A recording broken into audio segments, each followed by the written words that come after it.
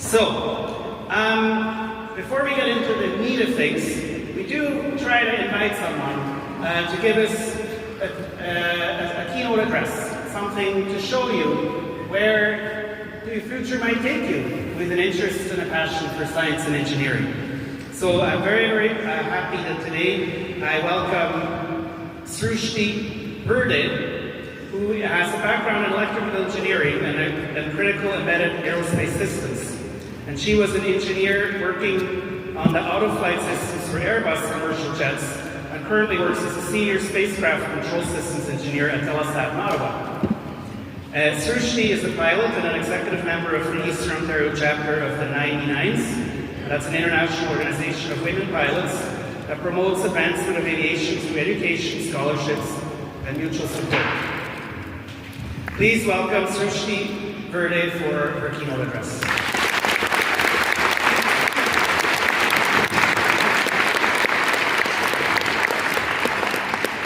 Thank you, Dr. McMillan. What an amazing display of science in motion today.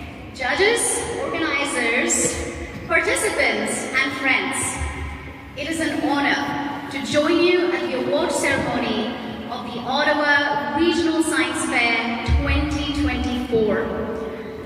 Today, we celebrate not only the achievements of the participants, but also the spirit of curiosity, innovation, and progress. As I walked around the hall today looking at your science projects, I was enthralled with the display of ideas of science and development. A lot of you demonstrated concepts in different fields, such as physics or astronomy or biology. And as we reflect on all these great minds who came before us and contributed to these fields, people like Isaac Newton and Marie Curie and Albert Einstein, it almost seems like you have to be a thorough genius to have any kind of impact in science today. But what if I told you that the story of scientific progress is one of collaboration and exchange? The next big thing in science does not have to rest squarely on your shoulders alone, but rather on the collective efforts of a wide community of people just like you, future engineers, scientists, technical experts, and mathematicians. Based on your participation today, it is safe for me to assume that you are already committed to your pursuits in science. So where do you go from here? What should your next steps be in this noble pursuit? Some of you might already know what you want to do after high school.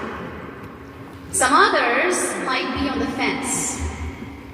But a lot of you probably think that you must absolutely know right now what you should be doing after high school.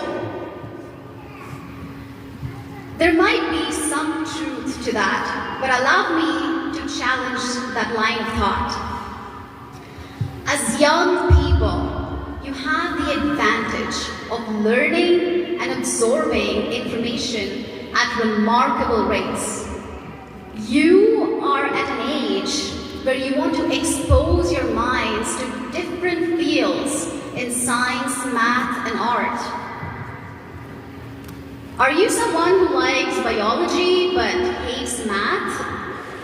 Challenge that feeling and find resources to help you understand math better. You may not end up pursuing a degree in math if you're sure you want to be an animal doctor, but your exposure to an interest in mathematics will widen your approach in animal science. From my own example, I wanted to be an oceanographer when I was in high school. I was so sure that I was going to be scuba diving and doing cutting-edge research day in and day out in my career. I loved biology and hated physics. Until one day, I started reading about the history and evolution of modern physics.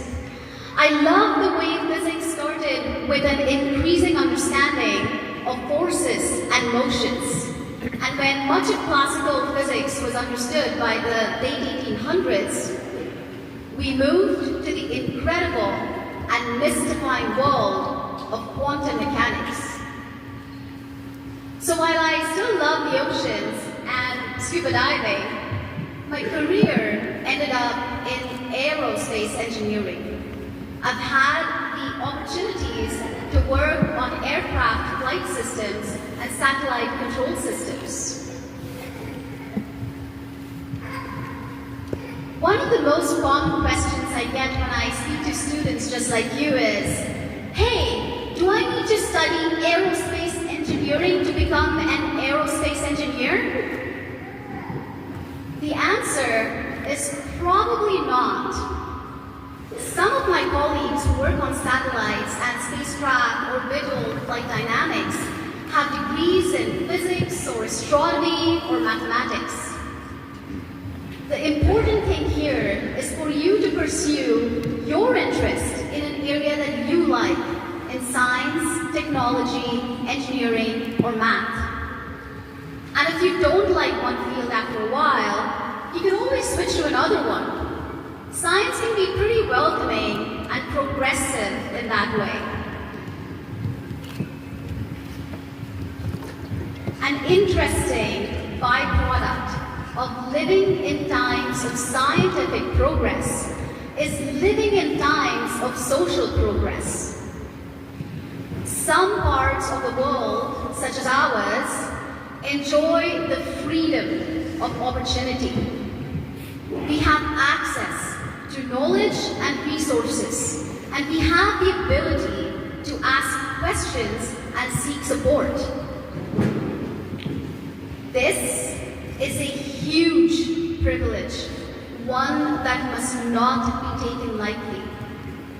Just 100 years ago, people comprising half the population could not even vote, or girls and women who wanted to be pilots had to fight for a seat in the cockpit.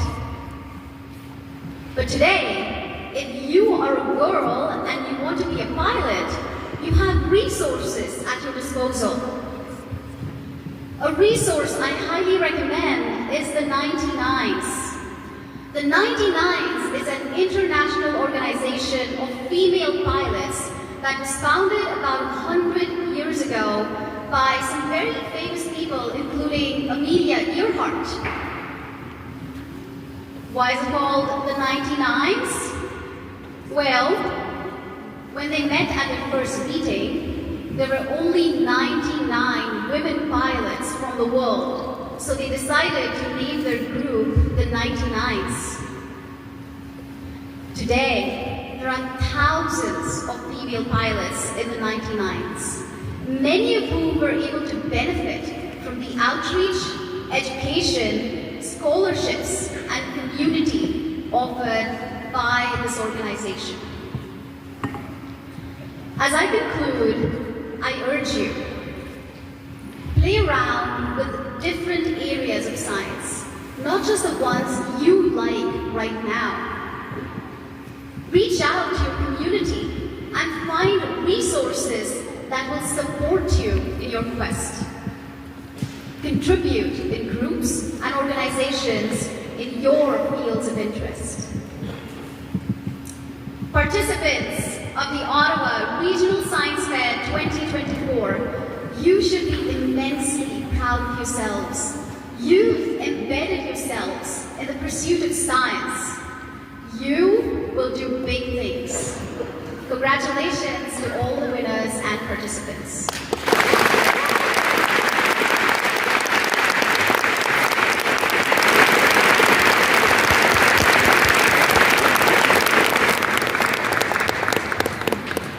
so much. Wonderful address. Merci beaucoup.